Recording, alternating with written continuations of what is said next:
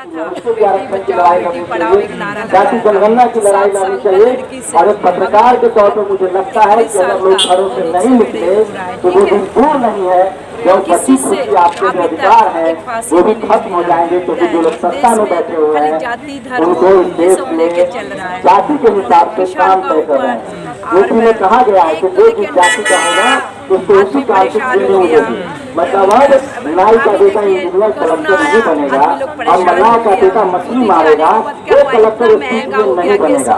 मैं फिर कह रहा हूँ, आप लोगों को तय किया है कि जो बाबा साहब ने सपना दिखाया, पूरे जो लाइन दी है, बड़ी लड़ाई के बाद आपको ये अधिकार मिला है। आप लोगों को अगर धर्म के नाम पर ये लड़ाई छोड़ देनी है, ये अधिकार गंवा देना है, जाति के नाम पर आप लोग टुकड़ों में बटे रहेंगे तो आपका भला नहीं होगा। और बारी बारी से सबकी बारी आएगी, क्योंकि जाति आप बचा नहीं सकते, छुपा नहीं सकते। लास्ट लाइन में यही कहूँगा कि हम जातियों में बटे हुए समाज है। कितने आरक्षण के पक्ष लोग हैं जो 90% लेकर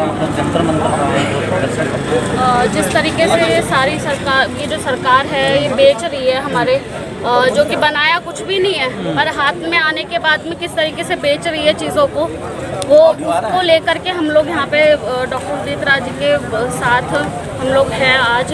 और मुझे लगता है कि हम इस मांग को आगे तक लेकर के जाएंगे। आज की हम लोग की शुरुआत है और जिस तरीके से निजीकरण कर रही है, सारी जो सरकारी संपत्तियां हैं उसको अंडर में करके उसको प्राइवेटाइजेशन जो कर रही है, तो उसको रोक लगाने के लिए हम लोग आज प्रदर्शन कर रहे हैं। लेकिन निजीकरण का विरोध तो पूरे देश भर में हो रहा है, पर सरकार पर कोई फर्क नहीं पड़ता ना।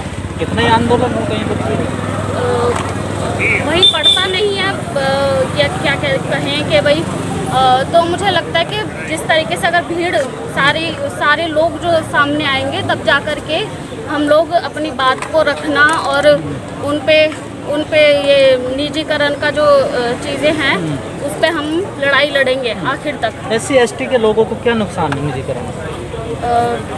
जिस तरीके से सारी जो प्राइवेटाइजेशन हो रहा है, आरक्षण ख़त्म हो जाएगा, उससे रिजर्वेशन बचेगा नहीं, तो सारी चीज़ें प्राइवेट के हाथ में जाने के बाद, सरकारी संपत्तियां बिकने के बाद जो चीज़ें आएंगी, बेरोज़गारी बढ़ रही है देश में बेरोज़गार इतने हैं कि अंदाज़ा नहीं लगाया जा सकता। तो मुझे लगता है कि जिस तरीके से हम आज प्रदर्शन में है तो आत्मनिर्भर बना रहे हैं ना मोदी जी लोगों को। आत्मनिर्भर की बात नहीं है, वो बेरोज़गारी बढ़ रही है।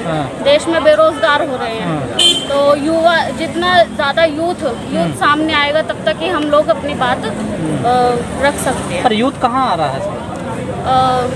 कहीं दिखाई देता थोड़ा।